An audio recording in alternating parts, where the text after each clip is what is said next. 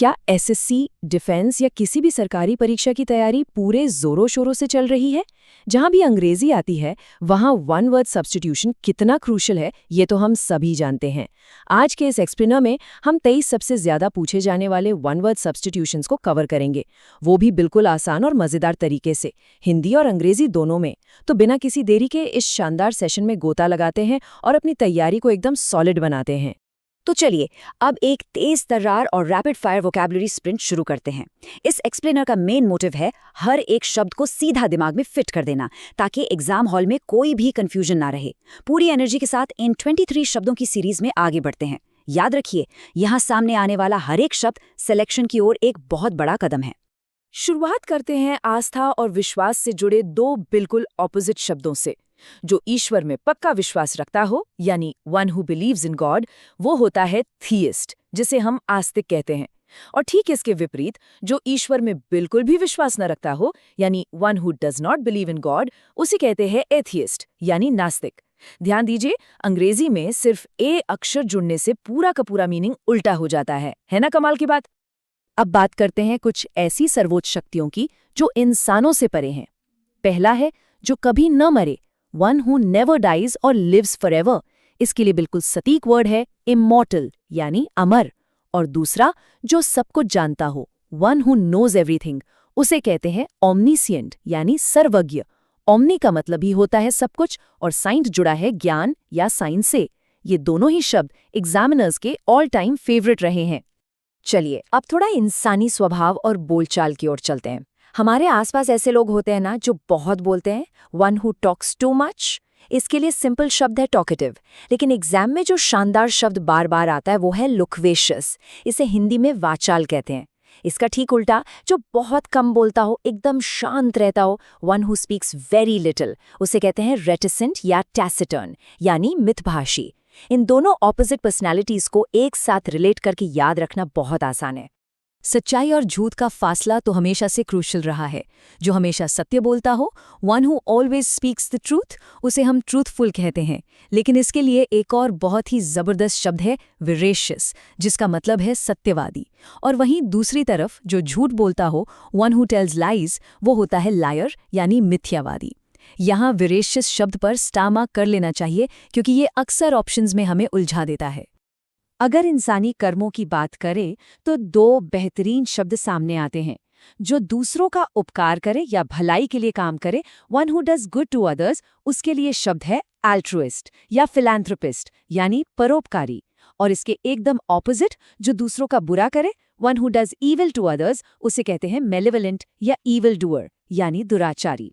Philanthropist का सीधा connection इंसानियत से प्यार करने वाले व्यक्ति से है, ये बिल्कुल नहीं भूलना है। अब एक बहुत ही बेसिक लेकिन जरूरी शब्द देखते हैं, जो पढ़ा लिखा न हो, यानी one who does not know how to read और राइट, वो होता है इलिटरेट, जिसे हिंदी में हम अनपढ़ कहते हैं। कई बार एग्जाम के प्रेशर में लिटरेट और इलिटरेट के बीच का छोटा सा फर्क भी जल्दबाजी में गलत हो जाता है, इसलिए इसे बिल्कुल क्लियर रखना है। आगे बढ़ते हुए दो बहुत ही पॉजिटिव कैरेक्टरिस्टिक्स को देखते हैं। जो बिल्कुल क्रोध ना करता हो और हमेशा शांत रहे, वन हु रिमेन्स काम and does not get angry, उसे कहते हैं प्लैसिड या सीरीन, यानी शांत। और दूसरा, जो किसी से डरता न हो, वन हु इज फियरलेस, उसके लिए शब्द है फियरलेस या इंट्रेपिड, यानी निर्भीक।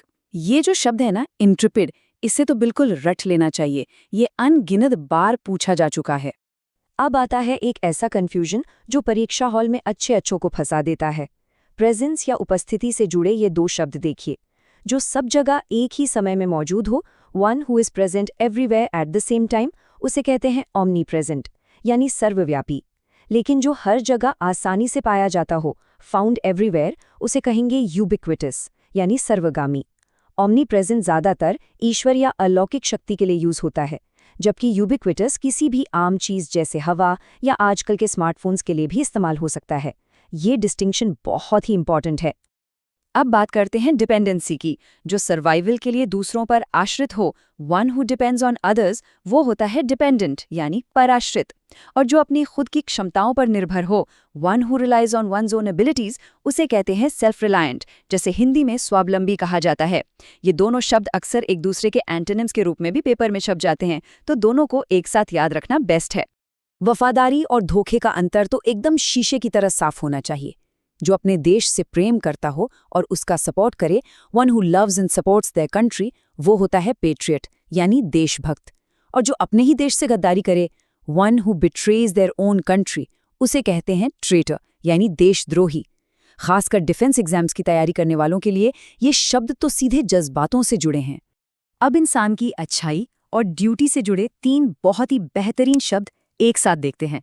पहला, जो हमेशा टाइम का पक्का हो, ऑलवेज ऑन टाइम, उससे कहेंगे पंक्चुअल यानी समयनिष्ठ। दूसरा, जो दयालु हो, वन हु शोज मर्सी, उसके लिए वर्ड्स हैं मर्सीफुल या कंपैशनेट।